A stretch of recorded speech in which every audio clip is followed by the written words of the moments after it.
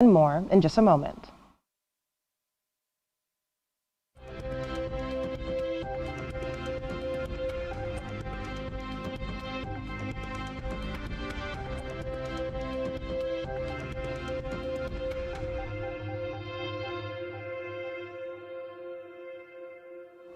First up in the world news, today Emmanuel Macron has promised to be a president for all after winning 5 more years as French president.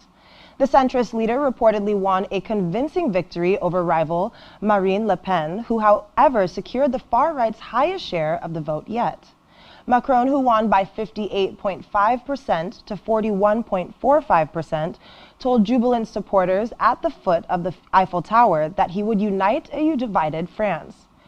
On her part, Le Pen said vote share still marked a victory despite her loss, insisting that the ideas her national rally represented had reached new heights.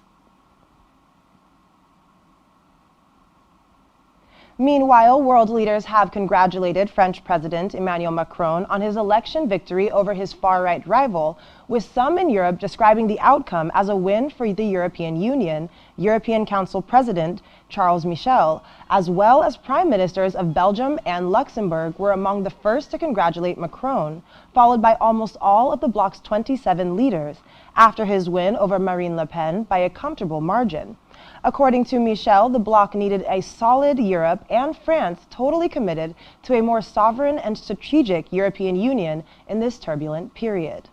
On his part, the Italian Prime Minister Mario Draghi said Macron's re-election was wonderful news for all of Europe, while German Chancellor Olaf Scholz said French voters had sent a strong vote of confidence in Europe today. The leaders of Sweden, Romania, Lithuania, Finland, the Netherlands, and Greece, as well as European Commission President Ursula von der Leyen, all reportedly reacted within half an hour of the results with their congratulations. And in a related development, Ukraine's President Volodymyr Zelensky has congratulated French President Emmanuel Macron on his re-election. In a tweet, Zelensky described Macron as a true friend. He expressed his appreciation of France's support for Ukraine since Russia invaded his country. Zelensky said he was certain that Ukraine and France were moving forward together towards new common victories. And away from that, United States officials have named Bridget Brink as the new U.S. ambassador to Ukraine. Veteran diplomat Brink, who is currently the ambassador to Slovakia, will be filling in a position that reports have been left vacant since early 2020 under Donald Trump's administration. U.S. media reported that President Joe Biden will nominate her today. The U.S. also said it was reviewing security conditions in Ukraine's capital, Kyiv, and will reopen the embassy there as soon as the situation allows, in a new diplomatic push in Ukraine since Russia's invasion early 2 months ago. According to reports, the embassy remains shut with a temporary office that has been relocated to neighboring Poland. The U.S. media said the U.S. embassy staff would start making day trips to the western Ukrainian city Lviv in the coming days. Meanwhile, U.S. Defense Secretary Lloyd Austin has observed an evolution in the nature of the fight in Ukraine, requiring long-range weapons and tanks. The Defense Secretary stated this after returning from an American delegation trip to Kyiv. According to Austin, it is difficult for the U.S. to track what happens to weapons transferred to Ukraine as there are no U.S. forces on the ground. Austin, however, said he has spoken to Ukrainians to make sure weapons were tracked as best as possible. He added that on the way to the Ukrainian capital of Kyiv, it looked like things were beginning to get back to normal. The Pentagon chief said Zelensky was grateful for everything the U.S. was doing, but focused on what he needed next in order to be successful. In the meantime, the U.S. has reiterated its support for Ukraine and NATO and pledged more than $700 million in military financing to help their war efforts. U.S. authorities said almost half of the money will go to Ukraine, while the rest will be split among NATO members and other regional allies. They said the U.S. will also sell $165 million of ammunition to Kyiv. The announcement was made following the highest-level visit by American diplomats to Ukraine since Russia's invasion began. Reports say besides President Zelensky, Blinken, and Austin, also met Ukraine's Foreign Minister Dmytro Kuleba, Defense Minister Oleksiy Reznikov,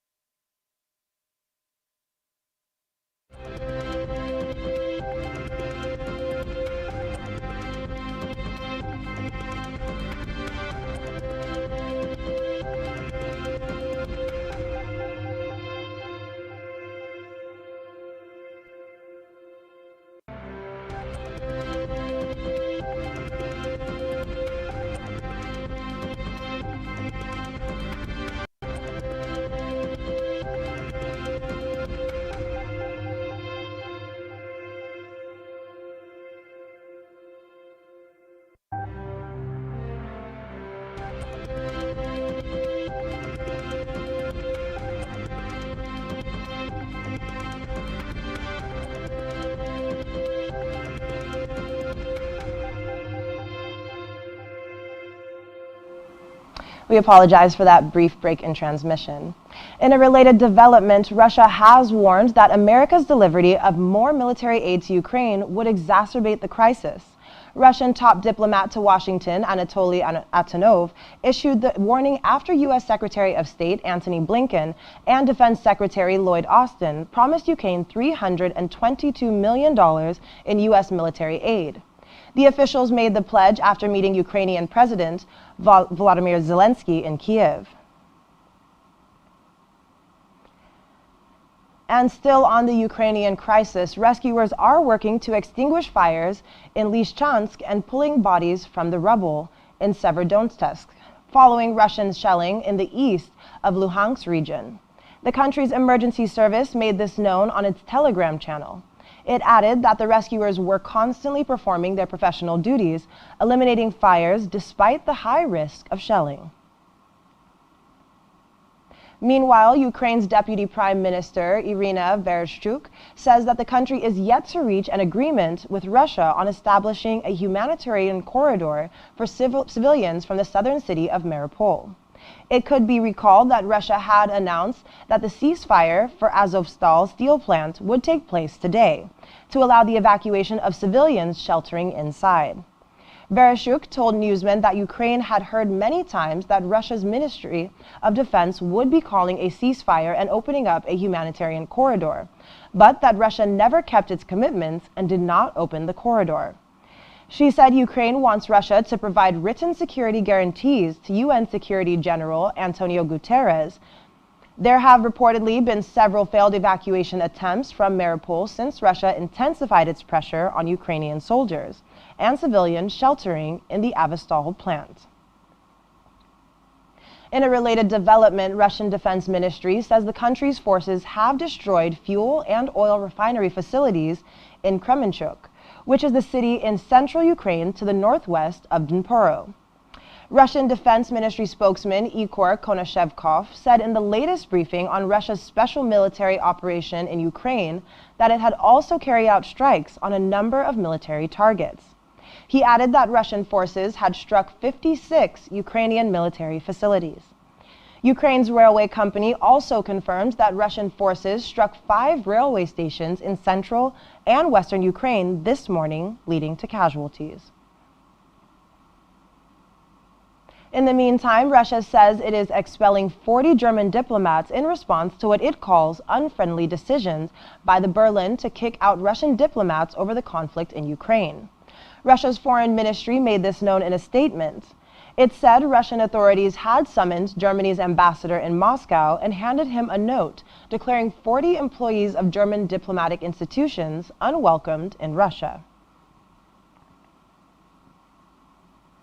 The global military expenditure has reportedly reached an all-time high, passing $2 trillion in 2021. Now, this is according to a report by leading defense think tank based in Sweden, the Stockholm International Peace Research Institute, as spending increases for the 7th consecutive year. The new data published by the institute noted that the United States, China, India, The United Kingdom and Russia were the top 5 defense spenders, together accounting for 62% of the global expenditure. Coming up after the break. Japan reports first possible case of unknown hepatitis in children. Stay with us.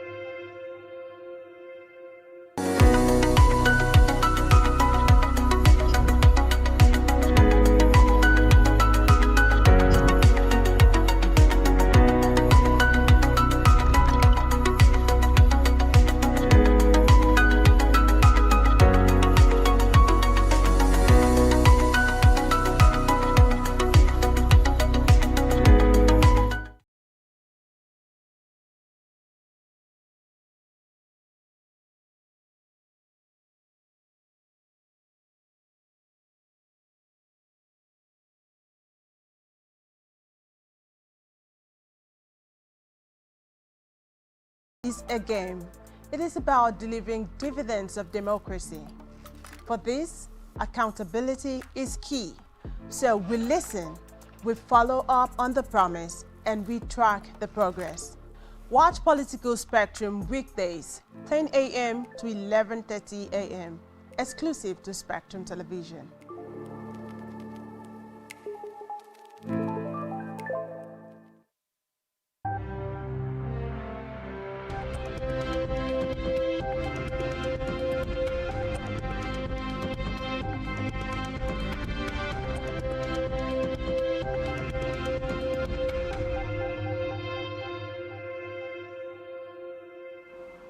Thanks for staying tuned. You're still watching Worldview on Spectrum TV.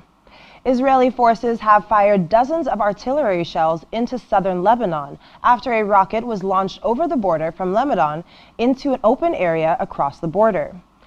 An Israeli military spokesperson tweeted that artillery forces bombarded open areas in southern Lebanon where the rocket came from, as well as an infrastructure target. According to Lebanese media, UN peacekeeping forces in the country's south sounded sirens along several of its positions near the border, while the Lebanese army deployed troops. In a tweet, the head of mission for the forces, Command Arodolo Lazaro, called for calm and restraint. Elsewhere, Spain's government has announced investigations into the country's intelligence services after a rights group said spyware had been used to hack the telephones of Catalan separatist leaders. Investors at Canada's Citizen Lab said the mobile phones of at least 65 Catalan politicians, including the Catalonia region's current leader, had been affected.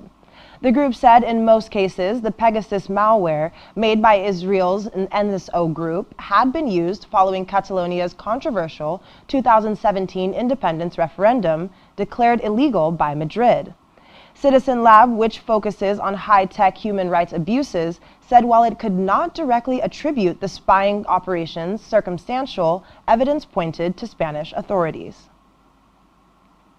Moving away from that, a delegation of Afghanistan's caretaker government has met with Qatari Deputy Prime Minister and Foreign Minister Sheikh Mohammed Al Thani in Doha, Qatar. Foreign Ministry spokesperson of Afghanistan's acting government, Abdul Dalki, said the meeting was to discuss political and economic relations between the two countries. Balki added that the two sides also discussed the management of 5 Afghan airports. In Slovenia, the populist Prime Minister Janez Janša has suffered defeat in parliamentary elections by a left-leaning party, which was formed in January, according to reports. Janša's Slovenian Democratic Party took about 24% of the vote, compared to 34.5% for the Freedom Movement Party led by former businessman Robert Golob. The poll was marked by allegations that Janša had undermined the rule of law in the former Yugoslav state. Golob said his win would enable him to lead his country back to freedom. British Prime Minister Boris Johnson has contacted Labour Deputy Leader Angela Raynor to clarify that he considered claims about her in a newspaper as prejudiced against women. Politicians have condemned the suggestion that Raynor tried to distract the Prime Minister in the Commons by crossing and uncrossing her legs. The Mail had alleged that some unnamed Conservative members of Parliament made the claim. Raynor dismissed this as a perverted smear that showed that women in politics face misogyny every day. Criticizing the outlet's comments, Johnson tweeted that as much as he disagrees with Angela Raynor on almost every political issue, he respects her as a parliamentarian and deplores the misogyny anonymously directed at her. The Prime Minister had reportedly contacted Raynor privately by text message to reiterate what he said in his public tweet.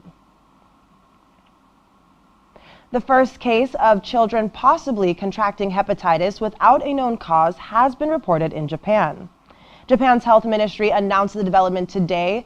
It could be recalled that the World Health Organization had on April 15th reported a significant increase in severe acute hepatitis in young children in Britain, with an occasional link